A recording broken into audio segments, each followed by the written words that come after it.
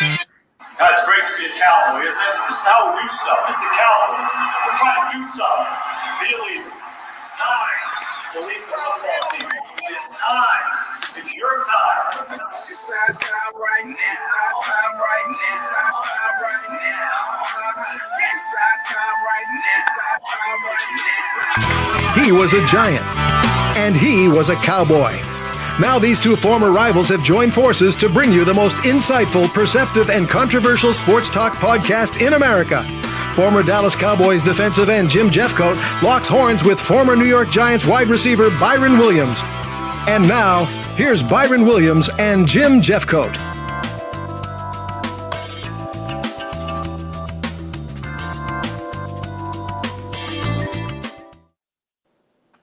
Good evening, ladies and gentlemen, and welcome to J&B Talking Shop with the two former great NFL stars themselves, two-time Super Bowl champion, Dallas Cowboy legend Jim Jeffcoat, and New York Giants star wide receiver Byron Williams. How you guys doing tonight?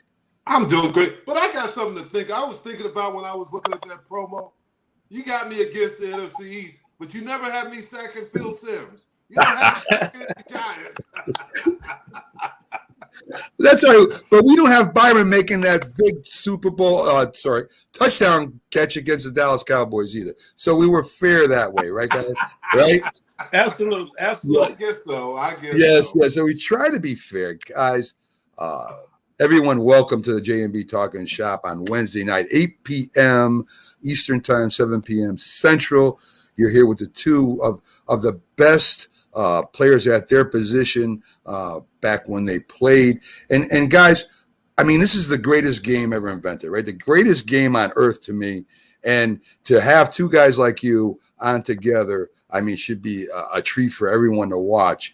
To have two former NFL stars on here and breaking down the NFL. And folks, later on, we've got the one and only Herschel Walker joining us. So let's get to it, guys. I mean, we need to hear your responses on a couple things. And first, the Kansas City Chiefs, right? I mean, Super Bowl champion, runner-up last year. Tampa Bay got the best of them. And Patrick Mahomes. Now, I want your opinion on this, guys, because I listened to ESPN. I've listened to CBS Sports. I listened to Fox Sports and all these programs. And they were crowning Patrick Mahomes, future Hall of Famer, greatest quarterback of all time. And I used to just shake my head. You know, because Patrick Mahomes came into a great situation with the Kansas City Chiefs that were in the playoffs on a great team.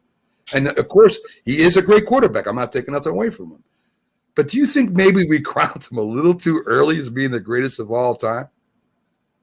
Well, I'll say something about this. And I like Patrick Mahomes. I think he does some good things. But now, if you remember when he threw those off-balance passes and threw those passes that his receivers were catching, and they were going, wow.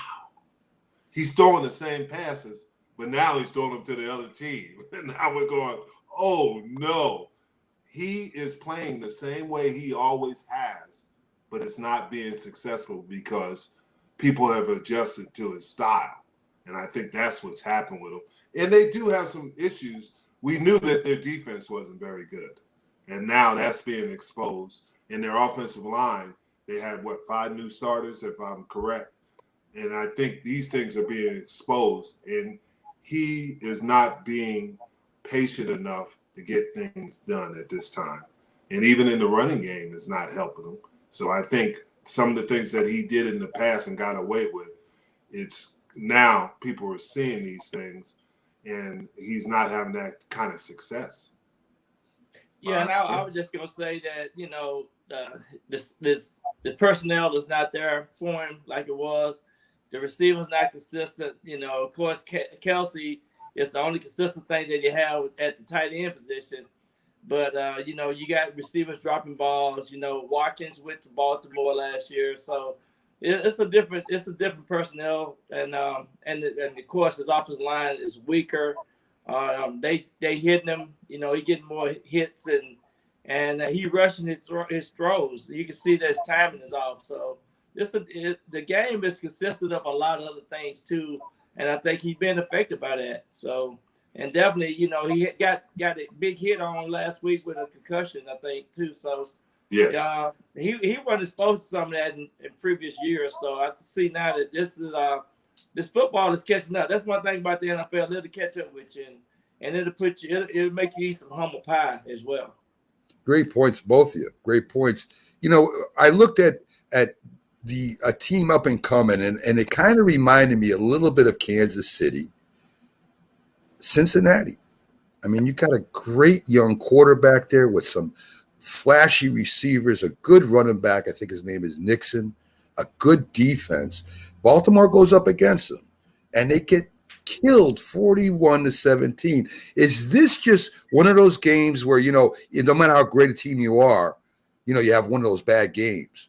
Or is this sign of things to come? I mean, listen, Burrows look great. The offense looked great. The defense looked great. And here's Baltimore going up against an explosive team and getting beat like that. So what do you guys think? Do you think that this is just a throw this game away? Baltimore just had a bad game. Or do you think this is signs of things to come this year?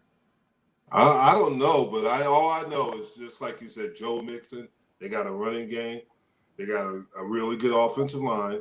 They have wide receivers. That Jamar Chase, as for a rookie, is unbelievable. That play he made where he was tackled and he spun out of it and ran it for a touchdown, I thought that was impressive. And you're right, they are playing pretty good defense. And when you play against, we've talked about it, when you play Baltimore, you better be ready to play some big boy ball. This is going to be a tough and physical game. And Cincinnati made them play their type of game and took advantage of it, which is pretty impressive. And this Burrows kid is that guy. He's one of those guys. I'm not crowning him because we did that with Mahomes, but he is one of those guys that has that it factor. Yeah, no doubt.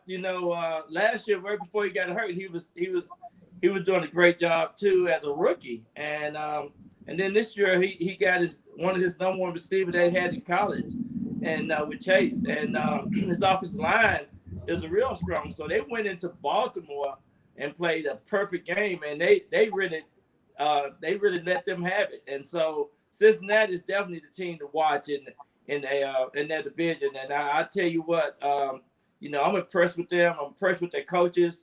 They don't make mistakes. I mean, they put a good game plan together. And so they did the things that they need to do. And the second half, they dominated Baltimore. I mean, they really dominated that game. Well, speaking of young quarterbacks, right, we look at the New York Jets. And the New York Jets, I know it's a new team, new head coach, new offensive coordinator, new everything. And they got their rookie quarterback down there. Everybody calls him a gunslinger, Wilson. And Zach Wilson got hurt last week. And it seemed like the Jets have really not even tried to put a running game together. I mean, I know they're hurting right now. They got to get their team together and go through the draft a little bit more, sign some more free agents. But, there's two thoughts, right? You put a rookie quarterback out there and he learns on the job. And sometimes that works. And sometimes that destroys a rookie quarterback, depending on what situation you're in.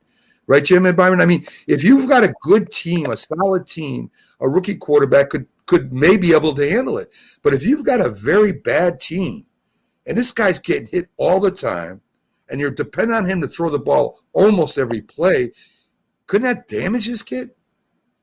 I think it could. I think the problem, if you look at the difference between Mac Jones and New England and obviously Zach Wilson and the Jets, New England is a more savage team, obviously, and an older team where the Jets are trying to find their way. So you got to protect this kid. If you're going to put him in early, you can't put him in harm's way. You better protect him, max protect or whatever, because just like you said, he's getting hit a lot. And now he's injured. Now you got to go and trade for Joe Flacco, and he's not even starting the game. Yeah, they got another guy that's going to start the game who was a Cowboys backup a couple of years ago. And I just think that you got to protect these young kids because you can break. That's what I think would happen with Sam Darnold. Sam Darnold, earlier in his career, everybody's talking about him. But the thing happened is that he was exposed to it. And these guys, pass rushers don't care. They're going to take shots at him. They love seeing those young guys that with their eyes wide open and doesn't know it like a deer in the headlight. So Byron, Yeah, absolutely. And then you look at going up there against Belichick. Belichick, he put a great game plan together. You know, he knew exactly what he needed to do with the Patriots defense, and you know, he the defense played just outstanding. I mean, they put up 56 points, 54 points, and these young quarterbacks, man, you learn in week 6, 7, 8, 9, 10, you learn what the NFL is all about. And plus, you don't have those 4 preseason games like you used to have, and so these guys don't have the repetition. They don't have the consistency of playing. And then when you get midway through the season, they really get exposed. And that's what happened this past week with the Jets. And then the Jets the Jets are playing the Bengals this week, so it ain't gonna get no easier for the Jets, no doubt. That's for sure. I mean, Monday night's game, right? You had the Saints against Seattle, and the Saints ended up winning that in that rain-soaked game where they couldn't hang on to the ball, sort of like the San Francisco game, right? Do you see either of these teams competing this year really for the playoffs? I mean, the Saints, they got a good defense, great head coach. Seattle has a great head coach. They used to have a good defense, not no more. Both are running with quarterbacks that we'll see what happens still with, and especially Seattle with the journeyman quarterback there that played for the Jets and the Giants and I don't know how many other teams. But Smith and he's always been that good backup quarterback, right? He's not a quarterback to take charge. And then, with Winston, a lot of promise, but just either can't read defenses or I don't know what it is with Jameis Winston. He's had that problem in college throwing interceptions. So, guys, does either of these teams really make a run at the playoffs? At this point, I don't think so. I think this was interesting to me. Is when you look at the Saints, they're basically a dome team, and they go in a bad weather situation and beat a team, the Seattle, who's used to the rain, is used to the bad weather up there being obviously in Seattle. And that concerned me. And I know, obviously, Russell Wilson is out, but I thought that watching that game that the Saints controlled the game. Will they be a playoff team? I would doubt it. But the way the NFC is right now, you have that upper echelon of teams. So maybe they can slip in at somewhere if they can win enough games. But that's the thing that's concerning. Like you said with both, Jameson hasn't broken out of his old habits of throwing interceptions. And Geno is going to be Geno. He's just a stopgap guy as opposed to a guy that's going to take you to the promised land. Byron? Yeah, and I think, too, if you look at both of these teams, you look at the defense. New Orleans got a great defense, and Seattle defense is weak. They got holes all over the place. And Jameis Winston, he didn't take advantage of some of the opportunities. The game plan is so simplified for him now to go in there and try to make good things happen and try to get the ball to Alvin Kamara. That's the only thing they can do on offense, So it's not really a good physical game unless the defense actually won the game for the Saints this past Monday night. And then when you look at Seattle, they just I don't know what done happened. You can see how important Russell Wilson was to that team and the leadership of that team. He can't get the ball to his receivers. He got great receivers out there, and Geno can't get the ball to him. So. They have problems in Seattle. They lost 3 in a row, so it's definitely not good for Seattle right now. Yeah, I agree with both of you, and of course, with Russell Wilson out there, not playing. I don't think Seattle even gets back into a conversation this year since he'll be out for so many games. But we'll see what happens, folks. Backstage right now, we've got one of the. Well, I'm going to say I never saw Jimmy Brown play. And he kind of left his chair for a second, so I'll bring him out in a minute. I got him backstage. Herschel Walker, right? Herschel Walker is one of the greatest college football players I have ever seen, in my opinion, my lifetime anyway, the greatest college football player of all time. And when he gets back in the seat, we'll bring him up. Let me ask you guys a quick question before Herschel sits down, and maybe he'll be able to even jump on this. There's an old saying that you hear every time a team goes through a bad spell or they have a losing team, right? They call it back to basics. We got to go back to basics. We've got to tackle better. We got to block better. Whatever happened to the basics? I mean, is it my imagination, really? Because if you go through football and the greatest teams I've seen play, from the Packers, all the way up to today's team, some of today's team, back to basics. I mean, doesn't an offense have to block better than the defense can play against them and execute that play better? And doesn't the defense have to tackle better than the other team for you guys? I mean, isn't it that simple? I mean, we can get all the schemes and strategies and everything. No question. But no question. How can you not have a team blocking and tackling when you're a professional coach? I mean, I don't understand this. I mean, what does that mean? I want to ask Jim, Byron, and then we'll get to Herschel right after this. Go ahead. Well, the thing is, as you got to look at it, is schematically, you should have your schemes in, and these are things you work in the preseason because you don't have that time during the season. And when you say back to basics, it really means that the things that we're doing are not working, and we have to change things. That's what back to basics mean. And it said, well, we're going to run the ball, we're going to catch the ball, we're going to tackle. Well, the first time you ever play football, you got to learn how to run the ball. You're going to have to learn how to tackle. You're going to learn these things. So that's the basics of football, and you should be doing this all the time. They shouldn't have to go back to them. Right. Exactly. And if you're a professional, you know what the basis is all about. So it's about consistency, motivational, and playing with confidence and going out there and having a good game plan without making a whole lot of stupid mistakes. I think that's just something said when their schemes and strategies are getting too big for the team and they don't know what the hell they're doing anymore. Let's bring on, again, Herschel Walker backstage. Let's bring him up, folks. The greatest college football player ever to play the game, and one heck of a pro too. Let's bring Herschel in. How you doing, Herschel? Hello there. How you guys doing? Good. I got to tell this one story. I love this story about Herschel. So, Herschel won the Superstars. They used to have the Superstars every year on ABC and everything. So Hersch comes to me one day and says, "Hey, Jim, I'm about to do the Superstars, and I got to do this military press. And I don't lift weights. I do push-ups and sit-ups." So I said, "Hersch, I'll show you how to lift them." So I put a little bit of weight on there. I put about 135. Herschel just throws it up. So that's pretty good, Herschel. I knew you could do that. So then I put 225 on there. He throws it up. My eyes got a little wider. I said, wow.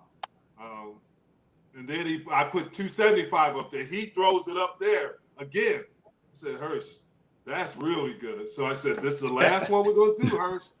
We're going to put 315 on there." And he throws it up. I said, "Hersch, don't worry about it. You got this. You're going to win this easily." And he won it easily. How you doing this evening, Hersch? I'm doing well. I'm not just out on the trail, but I'm doing well. Thank you guys for having me on. Oh, shoot. We were looking at it. I mean, one of the top, you've been, everything you've done. You've done college football, number 2, obviously what you've done in the NFL, and then the MMA. Jim is such a good friend, so he's going to give me a big head. But he's such a good friend. He and Tammy, they're family. So you're going to make me have a big head. I'm okay. Herschel, I got one question before I let Jim and Byron really get to you. You were the greatest in my lifetime, the greatest college football player I ever saw. Won the Heisman. All 3 years you were in the top 4. You go to the USFL. You lead the USFL in Russia with the Generals. You go to the Cowboys. You have a year, I think it was 1998. You have 2,000 total yards, one of the first ones to do it there. I mean, you just in MMA you were 2-0, and something happened to your team. I don't know what happened there, but I mean, you've always been very good at whatever you've done. What is your favorite time? Was it with the Bulldogs? Was it with the Generals? Was it with the Cowboys? Or was it with, MMA? What was your best and favorite time? I love MMA. I love martial arts. I've always have. But I think my very favorite time was probably my first year with the Cowboys. Got a chance to play with, a great coach, Tom Landry, and Jim Jeffcoat, Randy White, Danny White. some great players. Those are Tony Dorsett, some legendary players. And, coming from a small town in South Georgia, no one ever dreamed you can ever do anything like that. And for me to have that opportunity was a blessing. So when I was going to turn you over to these guys, but give me another chance. I love it. So Herschel, I mean, the physical aspect, I mean, you had no problem. You're big, you're fast, you're a track athlete. I mean, you lettered in that. But you can see when a great running back has great sight, instinct, and feeling, right? So when you're running, besides running people over,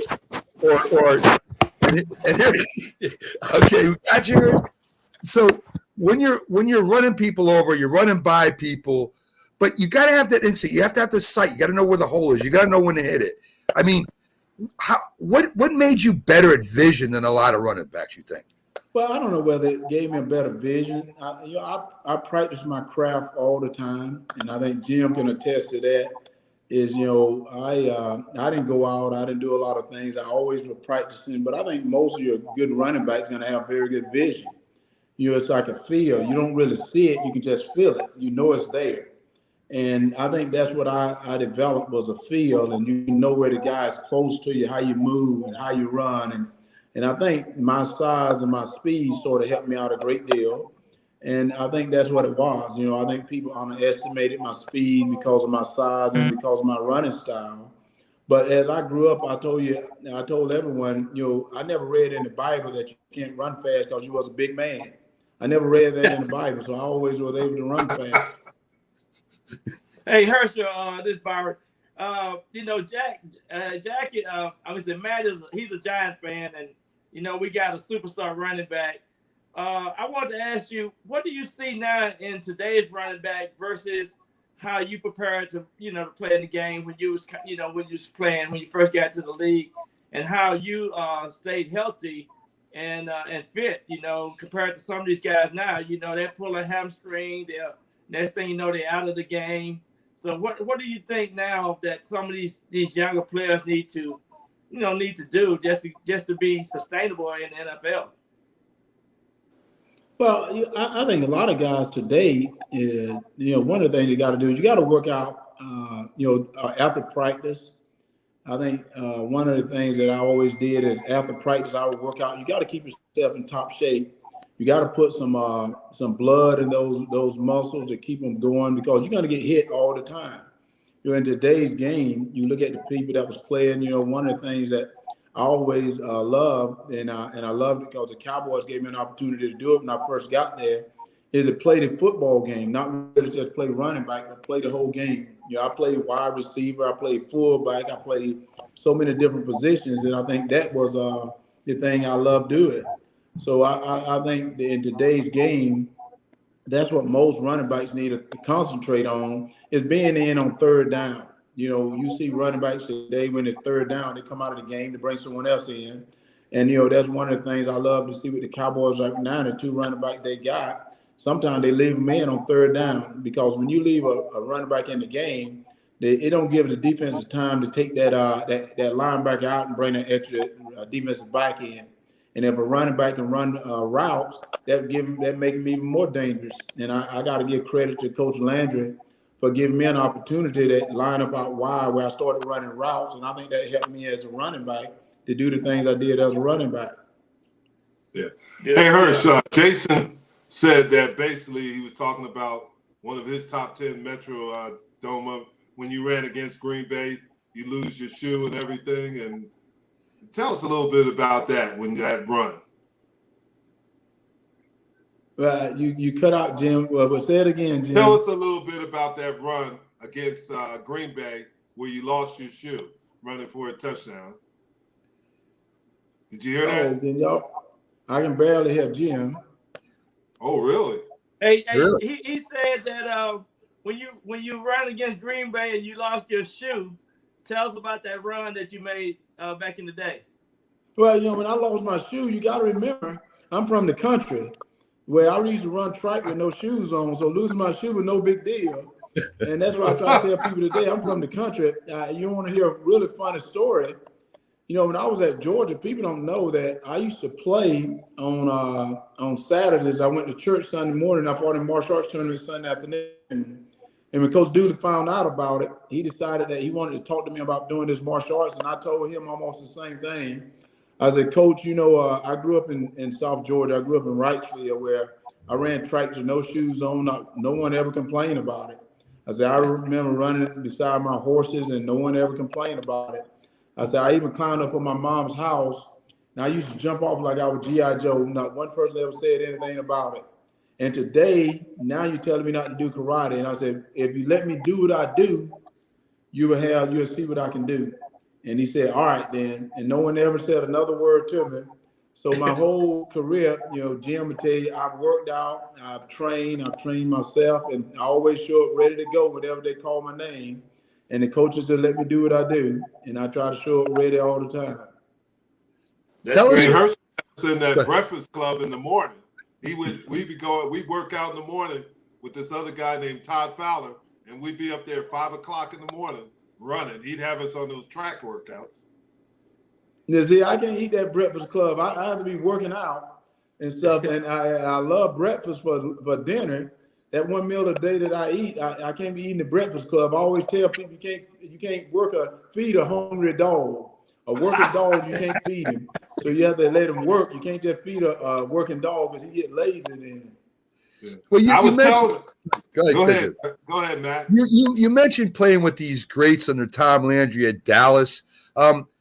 How did you feel when you got taken by the Cowboys and you had Tony Dorsett? I know they played you a little bit at fullback when he played to try to get you both in the game. I mean, what kind of competition did you and Tony have when you were there? Were you guys competing hard against each other? Well, not at all. Tony and I were roommates. That's what's so funny. In training camp, Tony Dorsett and Todd Fowler, we were roommates and we absolutely loved each other. And I was honored to play with Tony because, I heard Tony Dorsett's name because, going to Georgia, when I first got to Georgia, I used to always hear in 1976, Tony Dorsett absolutely destroyed the University of Georgia. So I always heard his name, and I got a chance to see Tony Dorsett play. And I remember watching him, and I tell you what, Tony D was absolutely incredible, that quickness he had. And for me to have an opportunity to play with him, I was honored to play with him. And this is something, and I don't even know if Jim knows this. I think I became a great football player because of Danny White. And I say that because, I thought I was a decent football player, but I remember in one meeting one day, Danny White told me, he said, Herschel, if you want to be a great football player, learn what everyone on the offense do. Learn what every offensive lineman, who he blocked, where he's going to be at, learn what the receivers are doing. And when I started studying that, I think that really opened the game up for me as a player because I knew just where every lineman was going to be. I knew where the receivers were going to be at. And I think that helped me to be a better football player. Well, really what it did, Herschel, was help you later in your career because when you did other things, you weren't just a great running back, but you did special teams. You did various things. You didn't just stop at being a great running back. You helped the team in other ways. And these things that you learned early in your career, just like I did, help you later in your career. Well, I just wanted to play. I want to get on the field. That's why I tell people, guys, I want to just get out on the field. I just want to play. And, I covered kickoff coverage. I did kickoff return. I did punt coverage. I just wanted to play football because, having Tony Dorsett there and all these other great players, I never got on the field. So I'm like, hey, get me out there somewhere, coach. I just want to play. Go ahead, Byron.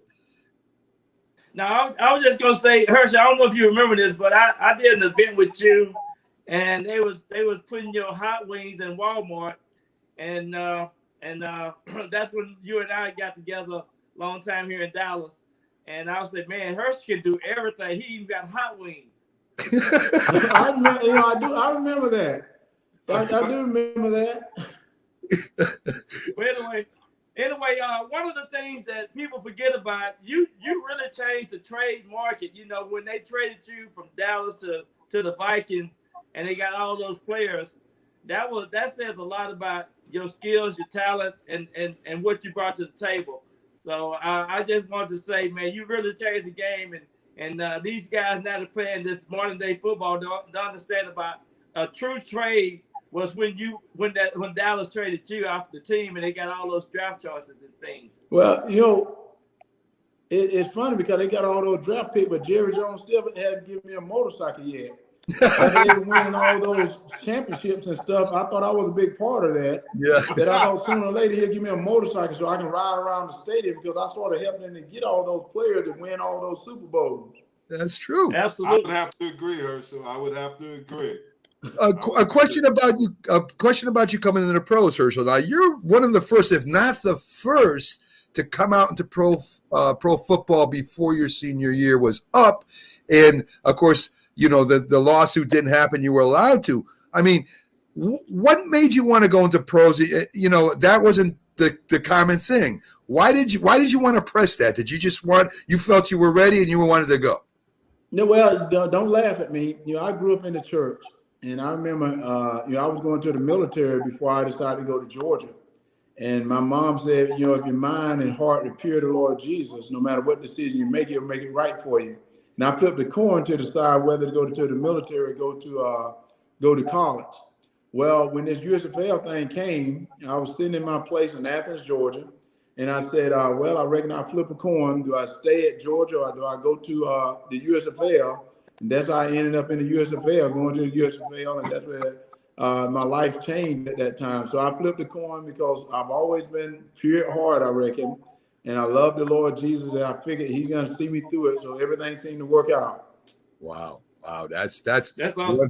Hey, Herschel, I got drafted in the USFL by the Denver Gold. You know, I went to a little school over here at UTA, and I was the first guy to get drafted by the Packers and the USFL. So in the class of '83. So I tell everybody that 83-84 class was some of the best talent to ever come out of college football. See, you and I are the first at something.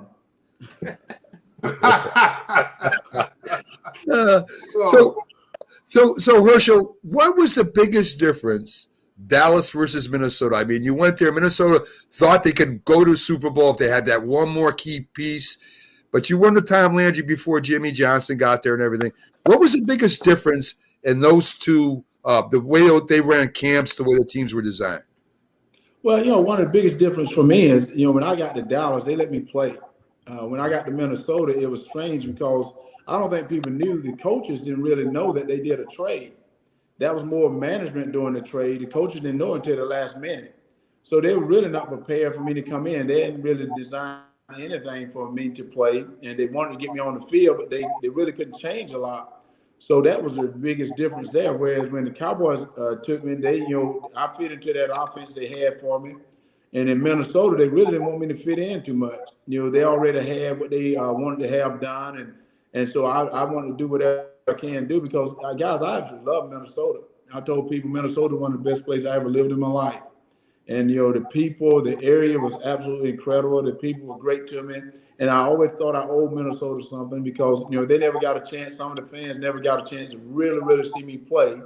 So I said I thought I owed them that opportunity, even though the coach wouldn't give me that opportunity. But I thought the Minnesota people, the way they got behind me, I owe them something. Wow, that's crazy. I never knew that. Go ahead, Jim. No, I was going to say he makes a good point because Coach Landry had plays that he helped design to take of Herschel's unique. Just like he said, you know, he was a great track runner and things like that. And Coach Landry took advantage of those things. And when you went to Minnesota, they didn't take advantage of your unique abilities. I mean, just like we said, you're the number two player all time in college football. And he utilized you like that, Coach Landry. But when you went to Minnesota, they didn't understand the skills. And I personally know how talented you were. So. And Jim is right. You know, in Minnesota, you know, if you remember, and people don't even know this, and I hate to do this because then you're bragging on yourself, but, you know, my first year with the Cowboys, I broke the receiving record for the Dallas Cowboys. And remember, I came in as a running back, and I broke the receiving record as a Cowboy because Coach Landry gave me an opportunity to catch passes, to get line up at wide receiver. Well, all of a sudden I get to Minnesota, they don't even want to throw a pass to me, you know, and it's like, and like I said, and we had a lot of talent. in Minnesota, there was a lot of talent on that team. And like I said, the coaches just were not prepared for it. They didn't know it was going to happen. And, and it's not their fault. That's when management and the coaches didn't have that togetherness. And I'm going to tell you what, to win a championship, you better have those two people together. Management and coaches better be able to get along, because you got to draft the right people. You got to put the right scheme. So they better be able to get together, or they're not going to do anything. Yeah. And this is something that people don't know. When the Cowboys won in New England last time, a couple of weeks ago, the last time that we won in New England was 1986. And there was a running back that had over 150 yards. It's a guy that's on the show today, Herschel Walker, but I mean, people don't realize that. Wow, that's crazy. That's crazy. That's awesome. That's awesome. Herschel, one more question for you. I got anyway. You play for the Generals.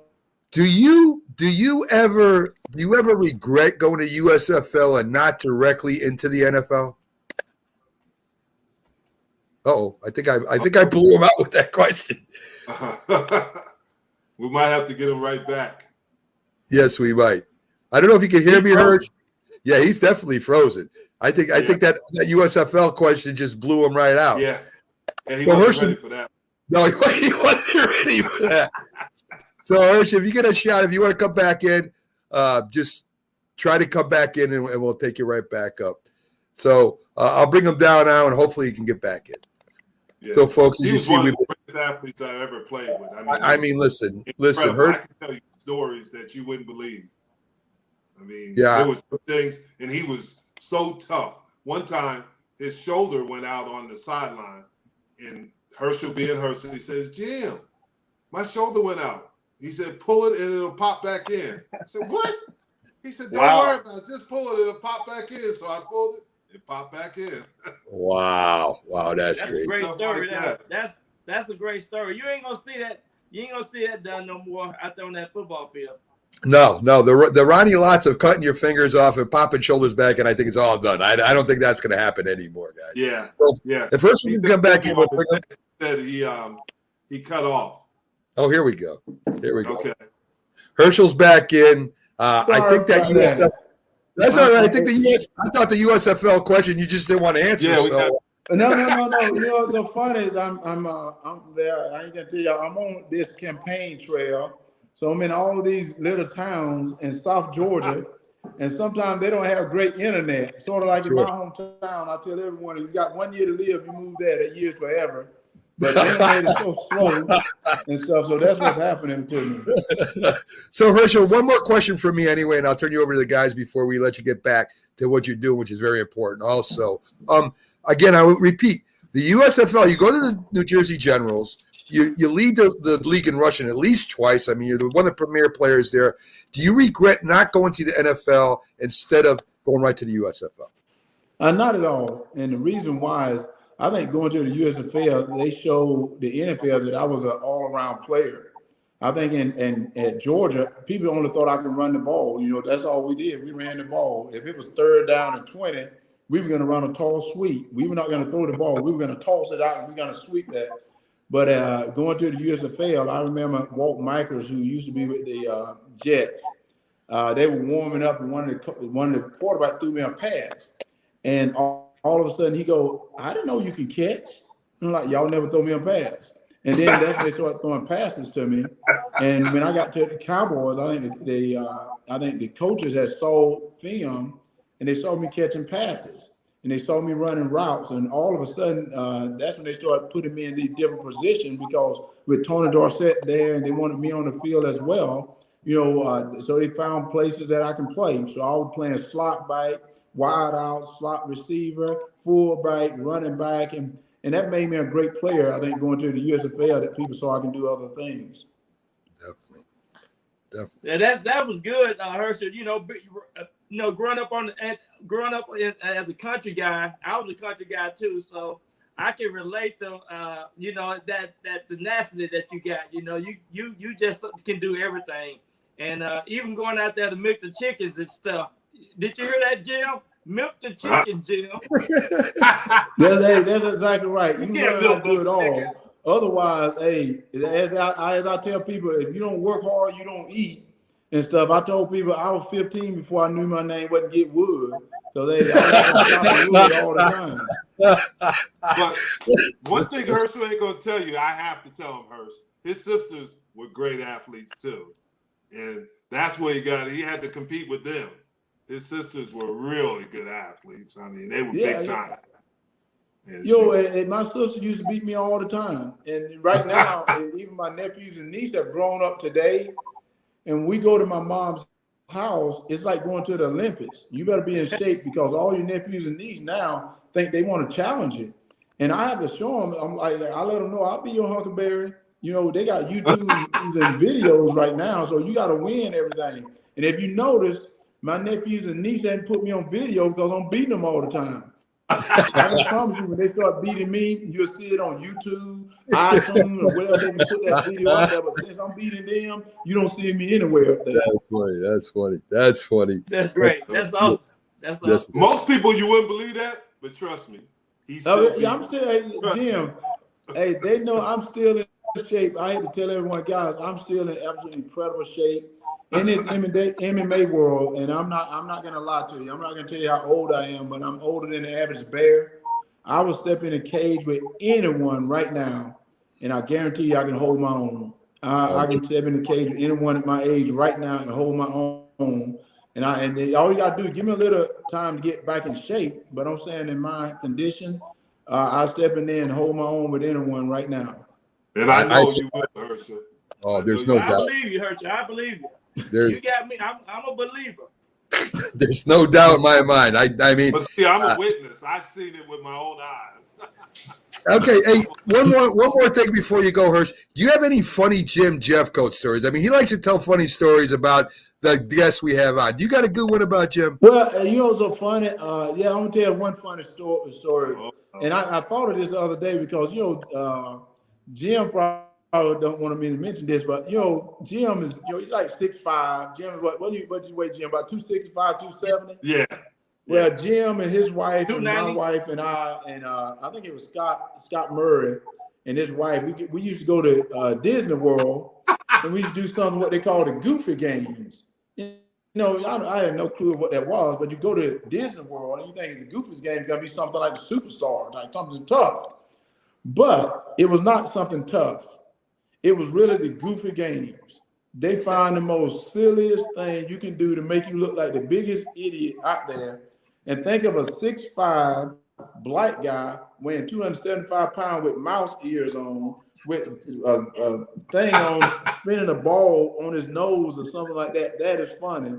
And stuff with thousands of people watching you, and you don't realize how foolish you look. But I want to tell Jim, you look better than me at it, but you didn't look that good either at it.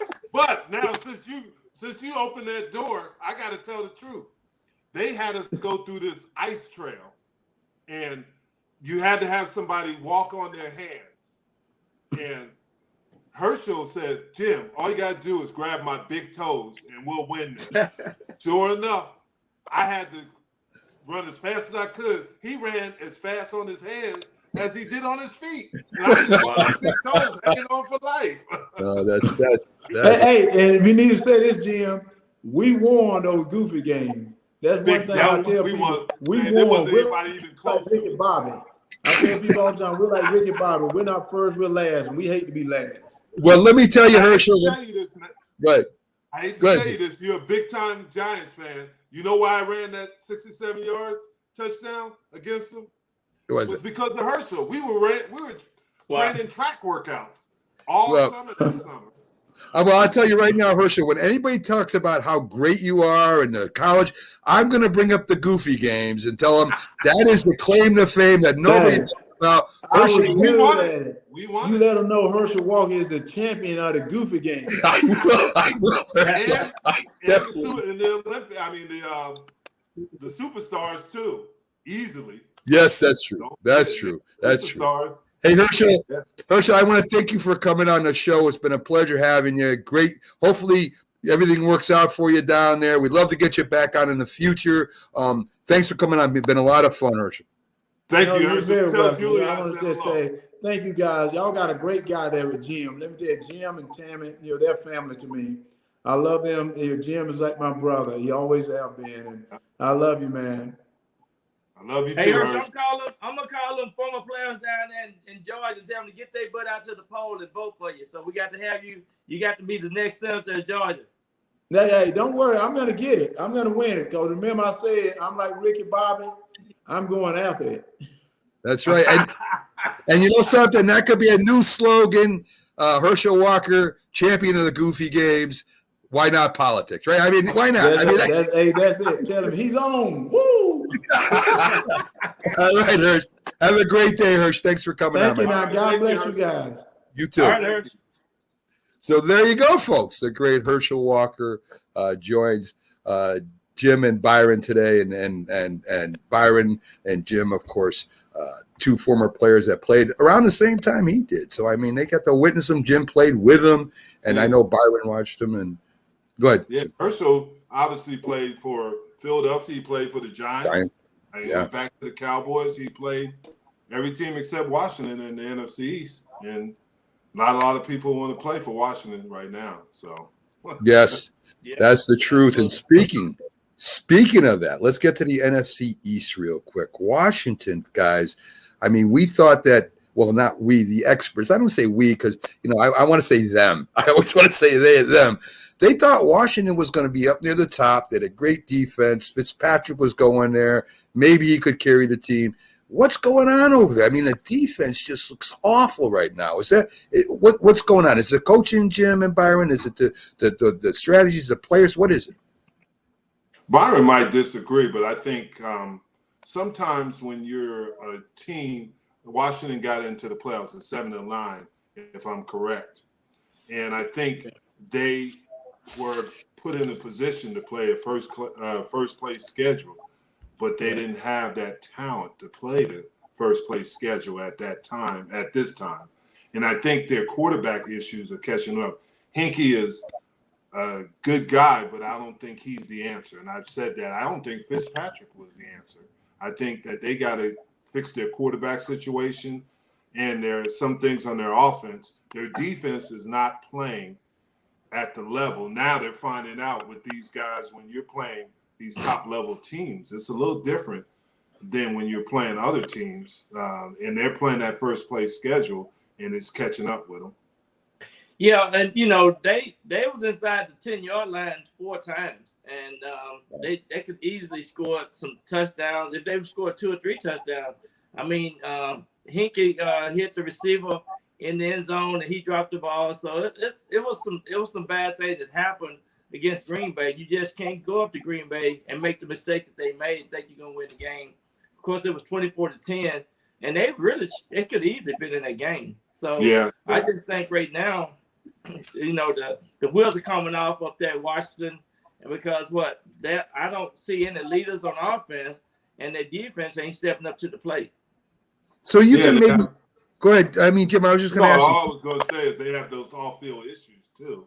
Yeah. Oh, yeah. Like all this stuff is a combination of things. Because Rivera's a good coach. Let's not get it wrong. It's just that it's not a good situation. Well, like Byron mentioned, no leaders on offense, right?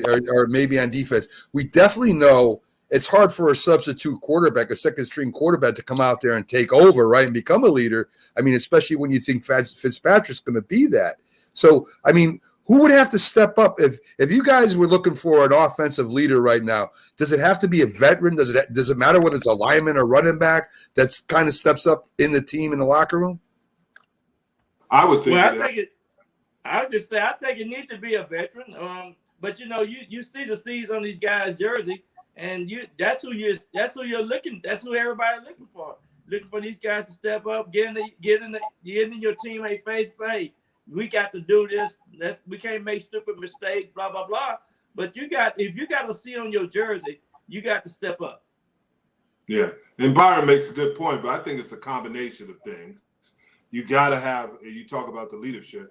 Somebody's got to lead that line, take them in that direction, not afraid of criticism. Somebody's got to lead at the running back position, not afraid of criticism. Wide receiver, because you got a quarterback that's still pretty inexperienced. And I know he's played games this year, but in the NFL, he's still inexperienced. So you got to have it at each position. Somebody's got to step up and become the alpha dog and say that I'm going to take it, but I'm going to go after you.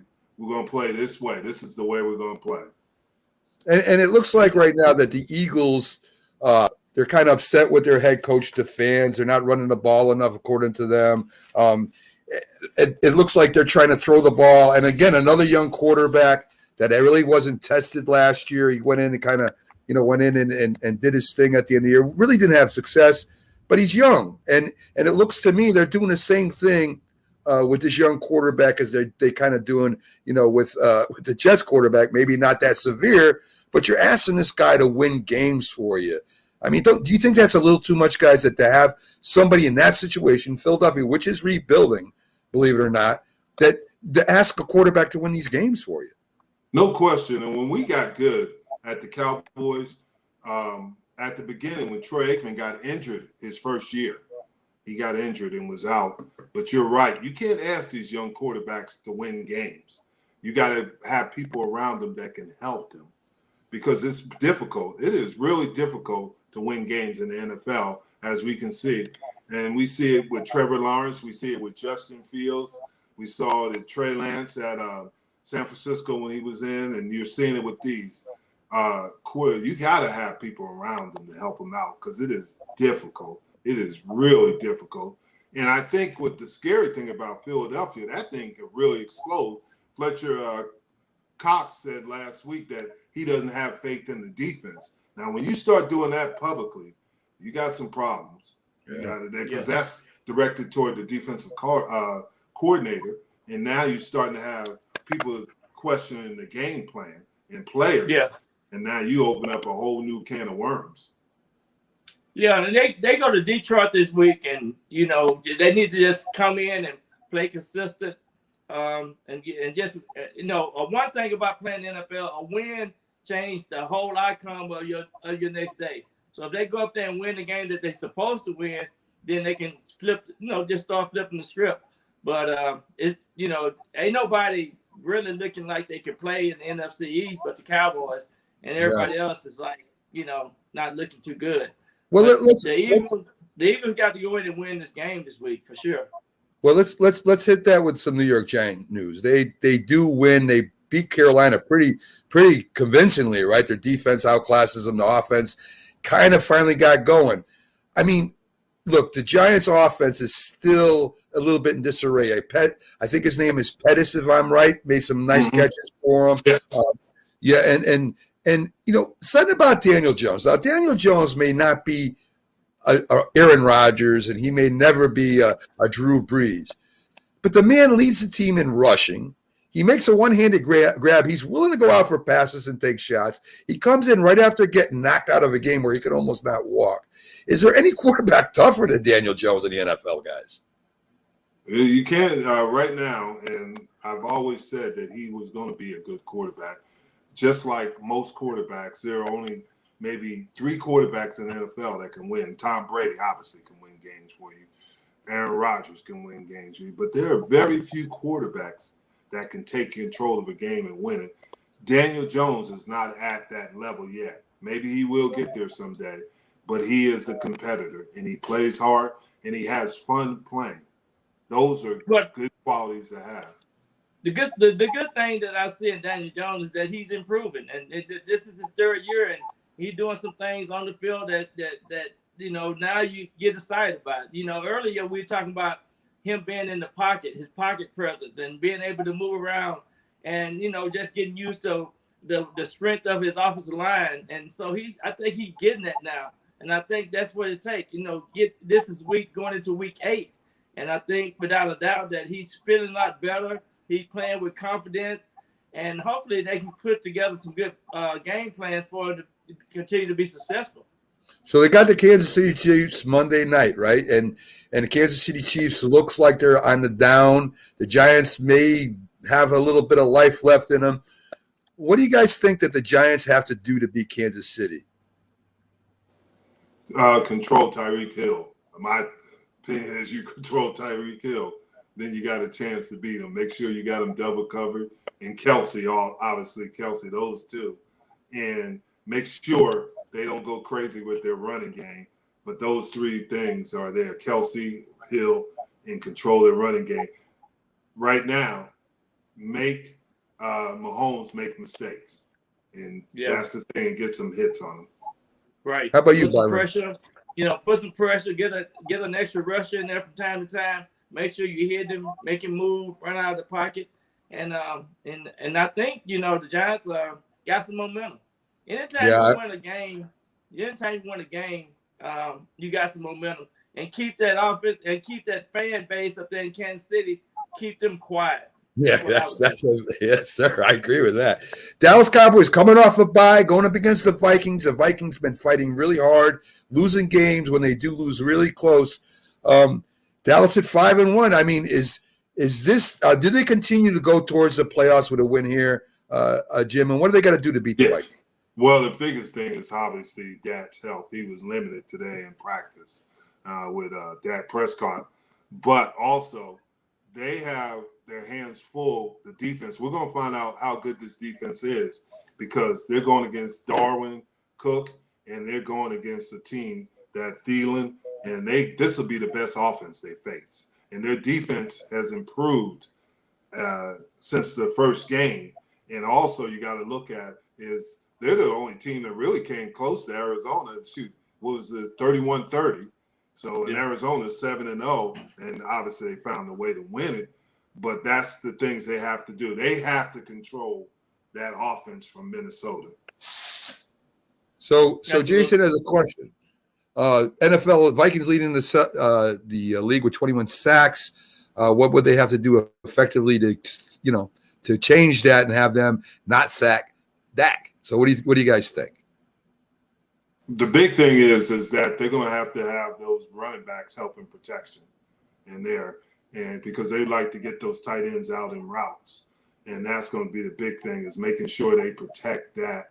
And especially with his calf injury, they're going to have to probably leave an extra guy in to protect him. And maybe he can seep out. If Vikings are leading with 21 sacks, then they're going to come after him. And those guys were in Dallas, Mike Zimmer and Andre Patterson, who's the co-defensive coordinator. I've worked with both of them. And they're going to try to come after him. Byron, they offense need to run a little bit more draws and screens and stuff with the running backs and making sure that you utilize your tight end as well. And I think if they can use all their different skill set players on the offensive side, they'll be able to do some things out there on the offense. Well, Gallup is supposed to be coming back for this game, which will help the Cowboys a lot. Byron, will the receivers change their routes a little bit to help Dak on a big rush and maybe because he's hurt? No doubt. I think, to get the ball maybe a second or two earlier and running some good crisp routes, and Dak can put it up there. So right now, they don't have no problem with the wide receivers. They've been playing an excellent thus far this season. So I think the Cowboys are really playing on a high note. They scoring 30-some points a game. That's exciting football. No doubt. Guys, we got a big game coming up tomorrow night. Green Bay at the Cardinals. I mean, how could you want a better game, right? So Arizona looks like the new king on the block going up against the Packers, who only have one loss right now. What do you guys think?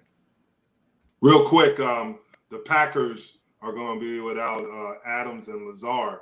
That's a concern. They're going to be out with Joe Barry, the defensive coordinator, and that's a little bit of concern. The Cardinals are out with J.J. Watts is not going to be there. I don't know if Chandler Jones is going to play, but it's going to be interesting. It's going to be interesting to see because, like I said, Aaron Rodgers is one of those quarterbacks that can win games by himself. Well, he better be on point tomorrow night because I tell you, Arizona is the team that I picked, and I'm going to stick with them. And I tell you what, Kyler Murray going to wear their butt out. You think so, huh? I mean, it should be a great game. I mean, if you like offense and don't get it twisted, Carolina does have a better defense this year, and Green Bay's defense has been playing good too. It should be a great game tomorrow night, folks. So, we're in our victory formation. We had Herschel Walker on, guys. Did a great job for us. Great get by Jim. And folks, thanks for joining Byron and Jim Jeffcoat as they bring you J&B Talking Shop. We'll see you next week. Same place, same time.